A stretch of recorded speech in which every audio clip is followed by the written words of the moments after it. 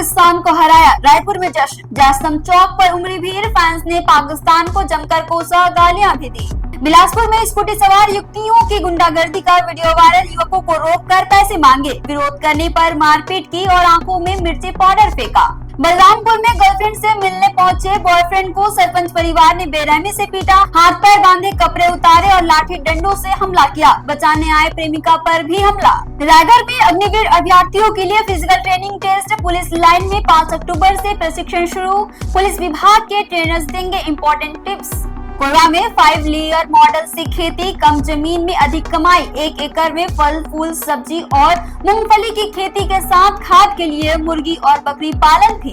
छत्तीसगढ़ के 86 वाहनों में अब तक नहीं लगी HSRP, डेडलाइन खत्म, कलेक्टर, आयुक्त, TFO और जनप्रतिनिधियों की गाड़ियां भी बिना हाई सिक्योरिटी नंबर प्लेट के दौड़ रही है। नवा रायपुर में साय कैबिनेट की बैठक कल, किसान शिक्षा और स्वास्थ्य से जुड़े प्रस्तावों को मिल सकती है मंजूरी, CM साय करेंगे बैठक की अध्यक्षता। रायपुर में तड़के कलेक्टोरेट के एक रूम की छत ढही, जिस रूम की छत ढही उसे से 50 मीटर दूरी पर बैठते हैं कलेक्टर। रायपुर पश्चिम में कई कार्यों को मिली मंजूरी, हीरापुर और बंगाली चौक पर 96 करोड़ की लागत से बनेगा ओवरपास। कोरबा में बाइक खंभे से टकराई, एक की मौत, तेज रफ्तार में टोल नाके का बैरियर तोड़ते हुए बाइक निकली, 2 दोस्त गंभीर रूप से घायल, लाइव वीडियो वायरल। कोंडा गांव में बारिश से धान भींगा, स्कूल में नाले का गंदा पानी भर गया, सड़कें भी कट गई। स्थिति का जायजा लेने सड़कों पर उतरे विधायक और कलेक्टर। बलरामपुर में पुलिस कांस्टेबल ने कॉलेज स्टूडेंट का किया रेप, FIR दर्ज, छात्रा ने कॉलेज छोड़ दिया,